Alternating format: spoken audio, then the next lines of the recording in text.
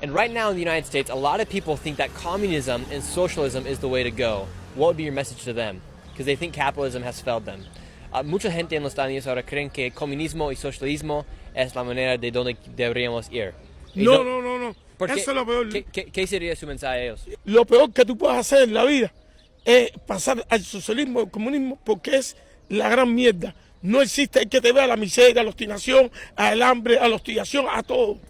What are the prospects that you could get Raul Castro to the United States to face justice, given the situation there, and what steps are the U.S. willing to take to get him back here? Well, we indict men outside of this country all the time, and there's all kinds of different ways that we get them here. The reason why we indict somebody is because we want them here to face justice in front of a jury of their peers. So.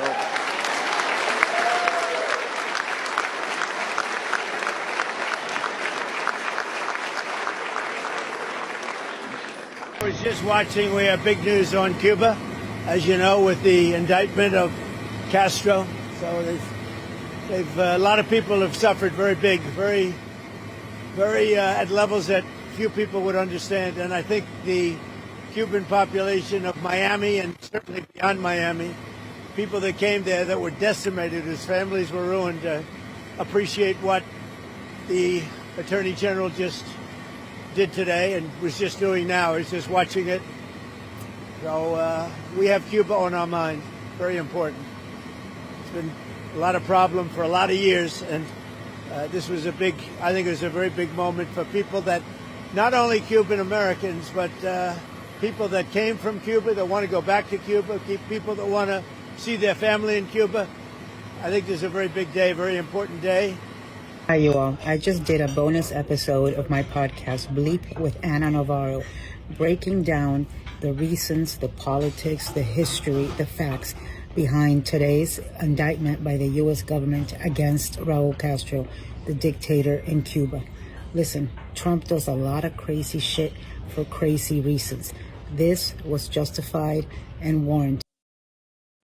The Department of Justice just dropped a bombshell indictment against 94-year-old Raul Castro, charging him with conspiracy to kill U.S. nationals and murder dating back to 1996. And this isn't political theater or some symbolic gesture. This is the moment the United States finally stopped looking the other way after 3 decades of silence. And it's saying that accountability catches up no matter how much time passes or how old you get. You reap what you sow, right? The real question isn't whether Castro will ever actually sit in a courtroom, because let's be honest, that's a practical nightmare. But what happens next and why this moves matter right now, or why this move matters for right now, for anybody paying attention to what's really happening in our hemisphere, because this is the exact same pressure playbook we watched unfold with Venezuela and Nicolas Maduro. And if you understand that case, you're going to understand what's coming for Cuba. And to understand what this indictment is actually about, you need to go back to February 24th, 1996. And you need to understand who these people were, because there was this volunteer group out of Miami called Brothers to the Rescue. And these weren't military pilots or government operatives. They were everyday Cuban American civilians using their own planes to fly out over the water between Miami and Cuba, looking for people trying to escape on rafts. When they spotted somebody out there, they dropped supplies, flagged the U.S. Coast Guard, alert them to the exact coordinates, and those people would get picked up and brought to safety. And this group was literally credited with saving over 10,000 lives, which tells you everything about what their actual mission was. Now, the group did get political a couple times. On 2 occasions, they flew over Havana, dropping pro-democracy leaflets. But this wasn't some military operation. It was a humanitarian group doing political messaging on the side, which is not the same thing as being a military threat. And here's what actually happened, though. On February 24th, 1996, those small unarmed Cessna planes were flying in international waters, not Cuban airspace, and the pilots actually radioed ahead to the Havana control tower, telling them exactly where they were headed, so Cuba knew what was coming. Cuba didn't respond by trying to communicate or warn them away. They scrambled fighter jets and without any warning shot down two of two of those planes, killing 4 people, 3 Americans and 1 U.S. permanent resident. The Cuban government claimed airspace violation, but the U.S. says those planes were in international waters, and the evidence supports that. Now, the Trump administration is charging Raul Castro with conspiracy to kill U.S. nationals and murder under international law, and the families of these 4 people waited 30 years for this moment.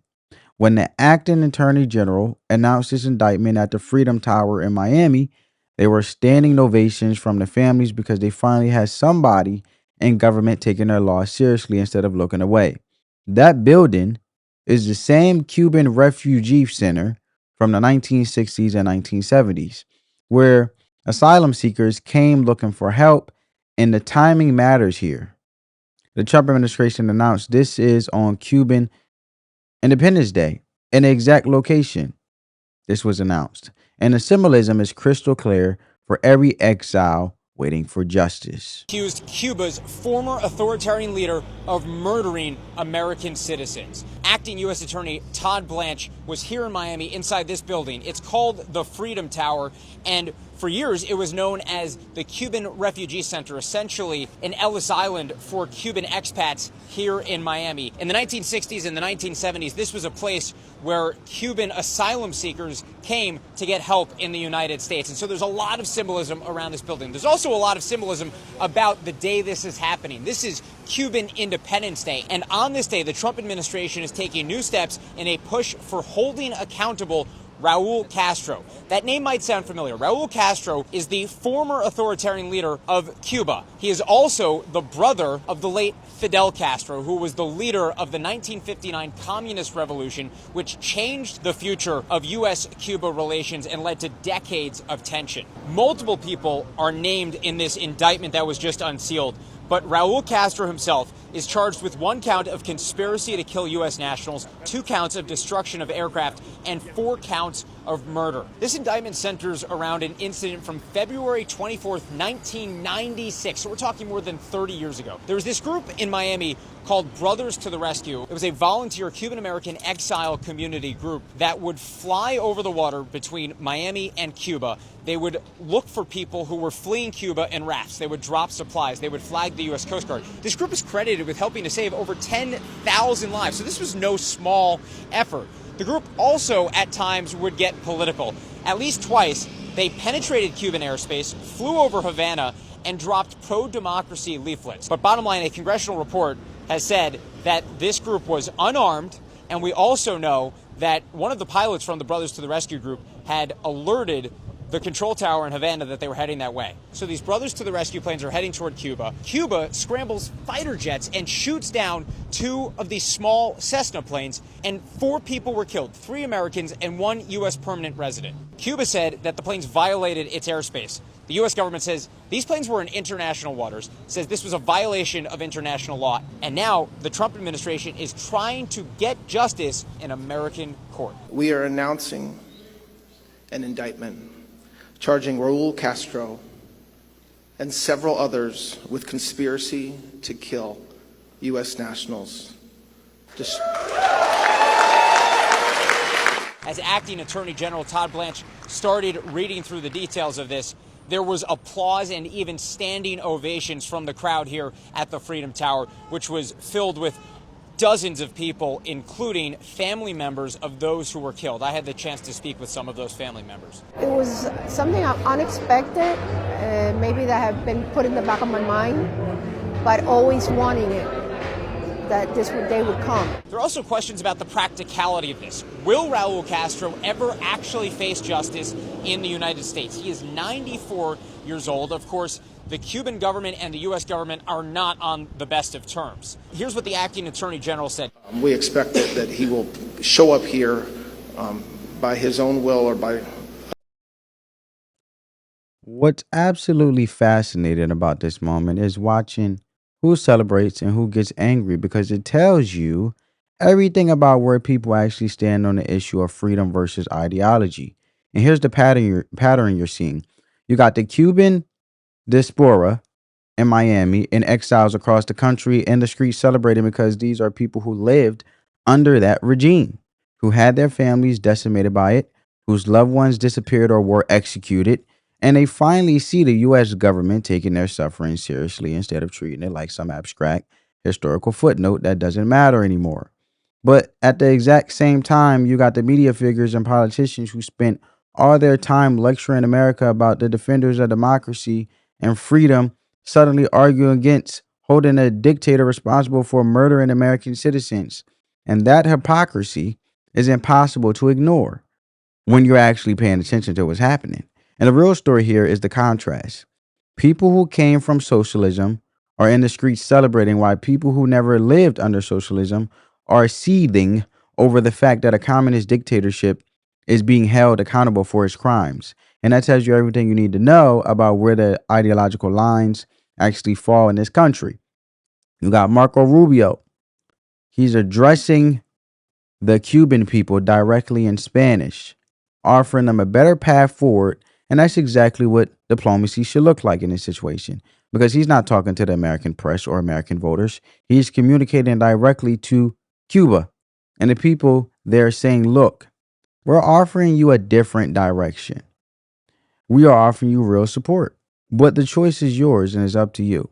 The contradiction from the opposition is absolutely stunning, because the same voices that spend all their time saying the U.S. has no right to intervene in Cuba's affairs say nothing about the U.S. embargo or the decades of isolation policies that have allegedly failed to accomplish anything, which means their argument isn't really about non-intervention. It's about tolerance for the regime as long as it fits their particular narrative and ideological framework. The reality on the ground in Cuba tells a completely different story than what those critics are pushing out there. The Cuban government is actually weaker than it's ever been in its entire history, because the economy is in absolute shambles. They never recover from COVID. The population is desperate. They need oil from Venezuela, but we cut off that supply line. They need foreign investment, but companies are terrified of American sanctions and retribution. This isn't some hypothetical pressure campaign that might happen in the future. It's a maximum pressure strategy that's happening right now, and includes cutting off Venezuelan oil supplies that have kept the regime breathing for decades, blocking other countries from sending fuel to the island, threatening sanctions against foreign companies that do business with Cuba, and essentially applying real economic and diplomatic leverage instead of just making speeches about values and freedom, while allowing hostile regimes to consolidate power in our own hemisphere. The difference between what happened under previous administrations and what's happening now is that this administration is actually willing to use the tools at its disposal instead of making nice speeches about democracy while doing absolutely nothing to challenge the authoritarian governments operating right off of our coast. So I want you guys to hear what Marco Rubio had to say. En un día como hoy, en el 1902, la bandera cubana ondeó por primera vez sobre un país independiente. Pero sé que hoy ustedes, quienes llaman a la isla su hogar, atraviesan dificultades inimaginables. Hoy quiero compartirles la verdad sobre el motivo de su sufrimiento, y quiero contarles lo que nosotros en los Estados Unidos le ofrecemos para ayudarlos no solo a aliviar la crisis actual, sino también a construir un futuro mejor. La razón por la que se ven obligados a sobrevivir 22 horas al día sin electricidad no se debe a un bloqueo petrolero por parte de Estados Unidos. Como ustedes saben mejor que nadie, llevan años sufriendo de apagones. La verdadera razón por la que no tienen electricidad, combustible ni alimentos es porque quienes controlan su país han saqueado miles de millones de dólares, pero nada ha sido utilizado para ayudar al pueblo. Hace 30 años, Raul Castro fundó una empresa llamada Gaesa. Esta empresa es propiedad de las Fuerzas Armadas y está operada por ellos, y cuenta con ingresos 3 veces superiores al presupuesto de su gobierno actual. Hoy, mientras ustedes sufren, estos empresarios tienen 18,000 millones de dólares en activos y controlan el 70% de la economía de Cuba. Obtienen ganancias de hoteles, construcciones, bancos, tiendas y incluso del dinero que sus familiares le envían desde Estados Unidos. Todo pasa por sus manos. De esas remesas ellos retienen un porcentaje, pero de las ganancias de Gaesa, nada llega a ustedes. En vez de usar el dinero para comprar petróleo, como todos los otros países del mundo, dependieron del petróleo gratis de Hugo Chávez y Maduro para quedarse con el dinero. Pero ahora que dejó de llegarles el petróleo gratis, ellos compran combustible para sus generadores y sus vehículos, mientras que el pueblo se les pide que se sacrifiquen. En vez de usar el dinero para mantener y modernizar las centrales eléctricas que están dañadas, usan el dinero para construir más hoteles para extranjeros y para enviar a sus familiares a vivir con lujos en Madrid e incluso hasta aquí en Estados Unidos. Hoy, Cuba no está controlada por ninguna revolución. Cuba está controlada por Gaesa, un estado dentro del estado que no rinde cuentas a nadie y acapara las ganancias de sus negocios para beneficios de una pequeña élite. Y el único rol que desempeña el llamado gobierno es exigirle a ustedes que sigan haciendo sacrificios y reprimiendo a cualquiera que se atreva a quejarse. El presidente Trump ofrece una nueva relación entre Estados Unidos y Cuba, pero tiene que ser directamente con ustedes, el pueblo cubano, no con Gaesa. Primero estamos ofreciendo $100 millones en alimentos y medicinas para ustedes, el pueblo, pero tiene que ser distribuido directamente al pueblo cubano por la Iglesia Católica o otros grupos caritativos de confianza, no robados por Gaesa para que lo vendan en sus tiendas. Pero al pueblo cubano no le interesa la caridad permanente. Ustedes quieren la oportunidad de vivir en su propio país, como viven sus familiares en Estados Unidos o en otros países del mundo. Hoy, desde los medios de comunicación hasta el entretenimiento, desde el sector de los negocios hasta la política, desde la música hasta los deportes, los cubanos han llegado a la cima de prácticamente todas las industrias en todos los países, excepto uno, Cuba. This indictment sends a crystal clear message to every regime in the Western Hemisphere that's currently aligned with Russia or China. The United States is no longer willing to tolerate hostile outposts operating on its doorstep. And if you choose to partner with external powers against American interests, there will be consequences that you will feel. Whether Raul Castro ever actually sits in a U.S. courtroom is almost beside the point, because the real matter here is that the administration has signaled that accountability doesn't have an expiration date.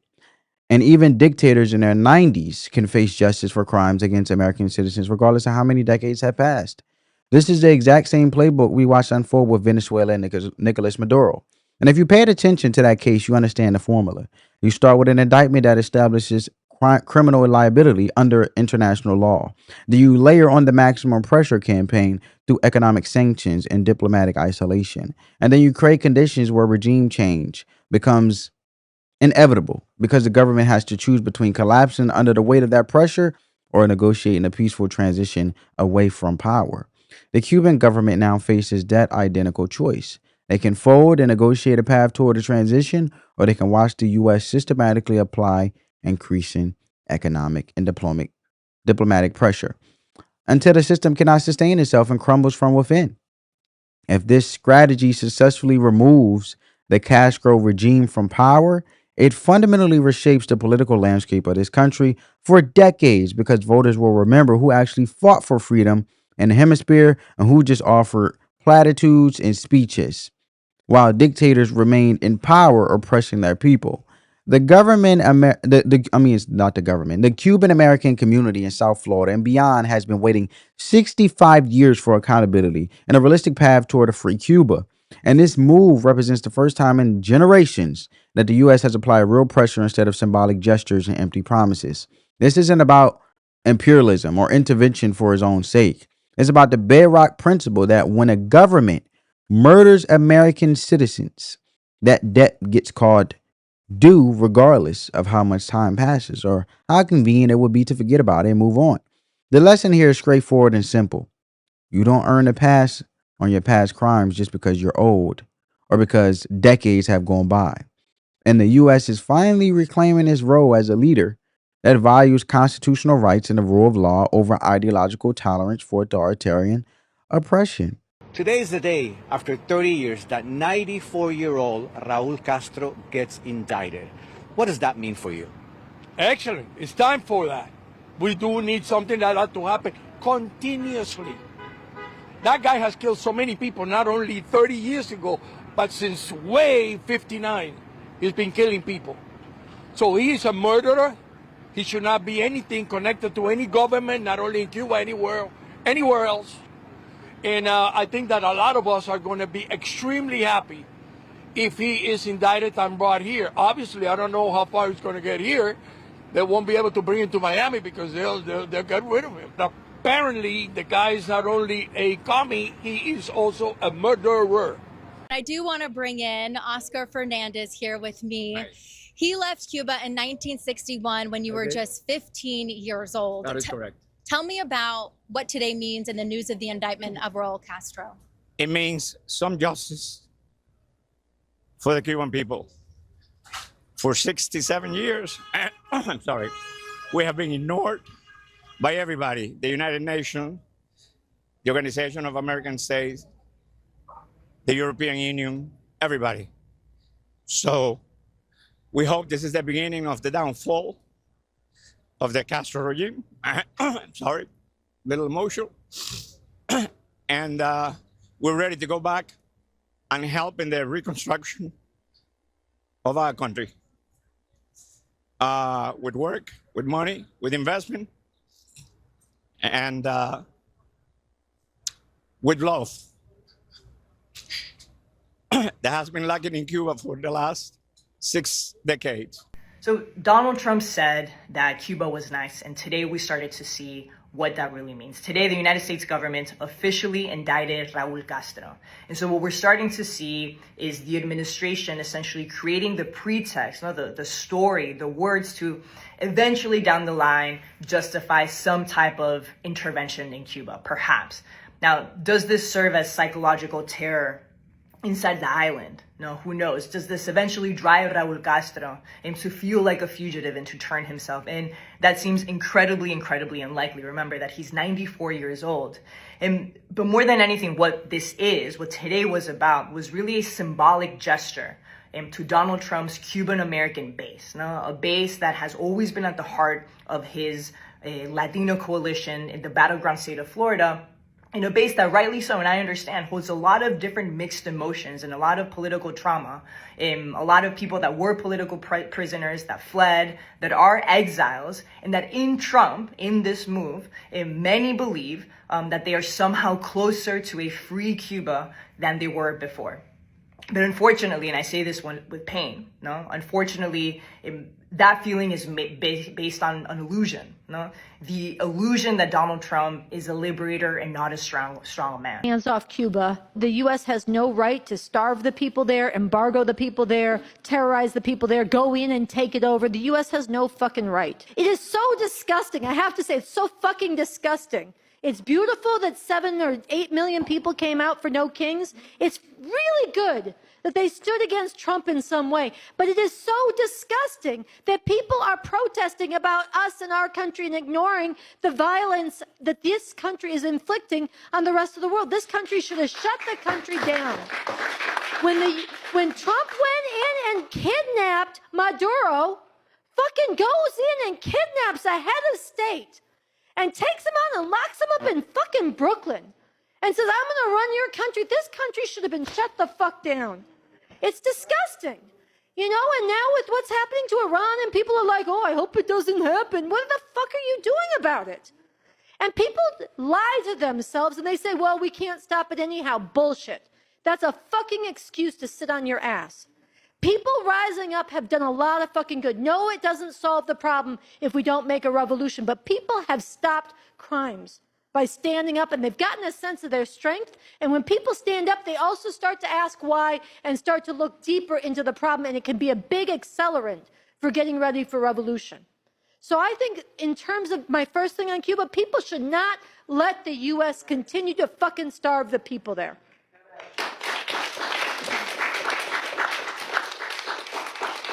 The second thing I want to say about Cuba is that it has nothing to do with communist revolution. And one of the ways you know this is they basically rose up and broke out of the U.S.-dominated imperialist bloc and aligned themselves with the Soviet imperialists instead. By that time, the Soviet Union was imperialist. They just became an outpost and a subordinate part of the Soviet empire up against the U.S. And this was corrupted and disrupted many national liberation struggles and struggles for liberation around the world, and it did not do any good. And Cuba, it suffered because of the U.S.'s stranglehold on it, and the people there have suffered, and that needs to be opposed, but it's not a model to get to liberation. The fact that you have Democrat senators who want to stop the United States government and stop President Trump from doing what he can to help free Cuba from more than 60 years of totalitarianism and a dictatorship. But then the same Democrats will come here and lecture everybody in America about how they're the only ones that stand for freedom, that stand for democracy. Give me a break. They're lying. But this isn't new. They lie about this stuff all the time because we work in these halls. And when we try to just do simple common sense policy to actually open up America's economy for the American people, drive down costs, have health care that makes sense, you know who stops us? The same Democrats who go on the trail and talk about how they're the only one standing for the little guy. That war powers resolution that they're bringing is indicative of the fact that the Democrats will tolerate totalitarianism on their watch. And they will let it happen. They will watch people starve. They will watch people be oppressed. And they won't lift a finger, but they'll go to their cocktail party and talk about how they stand for freedom and liberty and democracy. Give me a break. I don't listen to them anymore. And that resolution is why. Now, here's the thing that really gets to the heart of what's happening here. All right. And why this moment matters beyond just one old dictator facing consequences. You're watching real-time proof of a fundamental principle that the left refuses to acknowledge, which is that people who actually lived under authoritarian governments don't want socialism or communism or any version of that system reimposed on their countries. But you got people in this country who never experienced that kind of oppression standing up and defending it anyway because it fits their ideological narrative. And I just want to say, family, my apologies for the profanity that was used in the clip that we just finished watching. When you see exiles from Cuba celebrating this indictment, they're not celebrating out of spite or because they want American intervention for its own sake. They're celebrating because they understand what the Castro regime actually did to real human beings. And they're saying, finally somebody in power is taking that seriously instead of treating it like an ancient history that doesn't matter anymore. The left would tell you that American intervention is inherently wrong, that we have no right to meddle into other countries' affairs, that the embargo is cruel. Embargo is basically limiting and putting sanctions on other countries, but we should lift it, right? That's how the left thinks. We should lift the embargo. But the moment we actually hold a dictator accountable for murdering Americans, those same voices suddenly start screaming about imperialism and saying we are overstepping our authority, which proves their argument was never about principle. It was always about tolerance for regimes that align with their worldview. You can't simultaneously argue that the United States should never intervene in Cuba while also claiming to stand for democracy and freedom. That's a contradiction that reveals where people actually stand when ideology collides with accountability.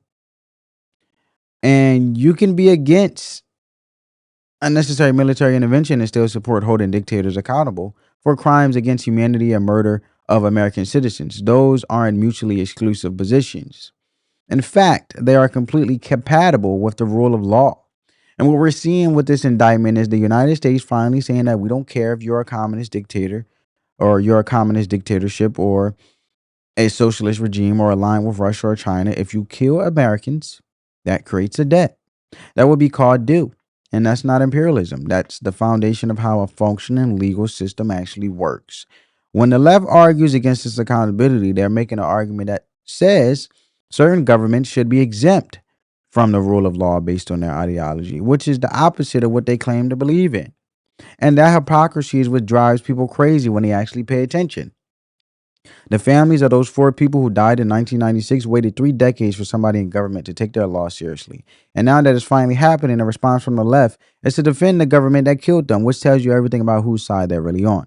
This isn't a Democrat versus Republican thing or a left versus right thing. This is about whether you believe in accountability and the rule of law or whether you believe in certain ideological regimes can get a pass because you agree with their economic system. And when you frame it that way, the answer becomes very clear for anyone willing to look at it honestly. All right, in just a few hours from now, we expect to hear from the Justice Department about the expected indictment of Raul Castro. The 94-year-old former president of Cuba is no longer in power, but there are growing concerns about how other nations might react if the U.S. tries to extract Castro from Cuban soil. William Leogrand is a professor of government at American University. He joins us now to discuss why this is all happening at the moment. Good morning to you and welcome, Professor. Raul Castro will turn 95 in a couple weeks. Why, in your view, is this U.S. indictment of Castro necessary at this moment, according to the U.S., do you think? Well, I think it's part of the broader pressure campaign that the Trump administration has been waging against Cuba really since the beginning of the year, when they seized the president of Venezuela, Nicolas Maduro. This is clearly an analogous kind of situation. And I think it's a warning to the Cuban government, who we're having negotiations with, that they'd better give in to U.S. terms, or else we're coming for Raul Castro, the historic leader of the Cuban Revolution. And Professor, do you think that it's inevitable that Raul Castro, I don't think he's going to turn himself in anywhere. So do you think it's inevitable that the U.S. will send some kind of, will start some kind of operation to extract him? I think it's certainly a possibility. President Trump has been hinting at military action against Cuba for a number of weeks now. Of course, our military assets are currently deployed in Iran, so it's not something that's likely to happen in the immediate future. But the effort clearly on the part of this administration is to change the government of Cuba. And this is, as I say, just one more part of a rising tide of pressure on the island, from cutting off Venezuelan oil, imposing a general oil blockade, threatening sanctions against other countries that send oil to Cuba, and finally, just recently, on May 1st, threatening sanctions against foreign companies that do business with Cuba at all. And what fascinates me is it's been decades that the U.S. has been trying to isolate Cuba in so many different ways and through different policies, but the government exists and persists in its state. Fidel Castro died a decade ago. Like I said, Raul Castro is almost 100 years old.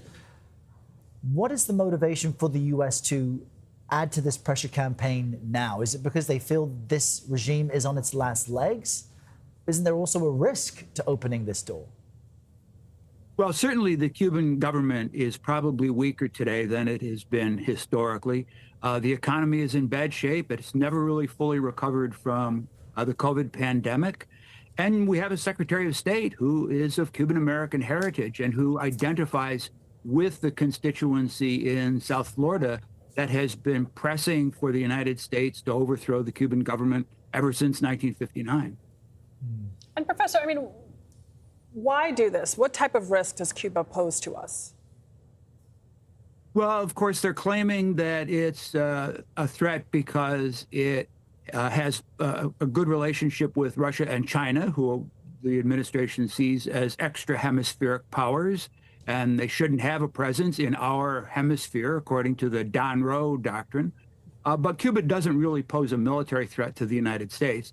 They've been reduced to a kind of territorial defense force because of the lack of fuel, the lack of equipment. They're still operating with Soviet-level equipment from 30 years ago, 40 years ago. And Professor, what could the diplomatic fallout be? Because, like you mentioned, Cuba is aligned with Russia, with China, and I think a lot of other countries would view, a Maduro-like operation as not legal. Well, I think that's right. And the risk is that other countries draw the parallel between Russia's invasion of Ukraine and the United States, a military attack on Cuba. Cuba has a lot of friends around the world, particularly in Africa, and some important friends still in Latin America, like Mexico and. The real failure here is the failure of ideological tolerance, which is what happens when you prioritize your political worldview over the actual suffering of real human beings living under authoritarian rule. And that's the conversation nobody on the left wants to have, because it exposes the core contradiction in their entire framework. When you defend a regime because it aligns with your economic beliefs, while that same regime is starving its own population and executing political prisoners, you're not being principled, you're being complicit. And the people who actually live through that suffering understand this better than anybody else in the country. The left creates this false equivalency where they say American intervention is always bad and therefore all criticism of a foreign government is really just imperialism in disguise. But what that actually does is give cover to some of the worst human rights abusers on the planet, because calling them out becomes Western imperialism in their framework. You want to know why the Cuban diaspora is so energized by this moment? It's not because they want American troops in Cuba or because they're bloodthirsty. It's because they've been invisible for decades, watching their country suffer under a brutal regime while the international community looked away and people in America defended that regime on ideological grounds. The tolerance of totalitarianism in the name of anti-imperialism is in itself a form of violence against the people suffering under those systems. And the fact that nobody on the left will acknowledge this reveals that their commitment to human rights is conditional on ideology rather than universal. And when you see the left defending the Castro regime's right to exist while claiming to stand for freedom and democracy, you're watching people choose their political identity over the lives of actual human beings. And that's not some abstract philosophical debate. That's a choice with real consequences for real people. The families who lost loved ones in 1996 weren't asking for military intervention or regime change through force. They were asking for accountability. They were asking for someone to take their loss seriously. And the left's response to even the modest request is to defend the people who killed their family members, which is absolutely insane when you actually think about it. Now, here's what happens when this indictment succeeds and the maximum pressure campaign works.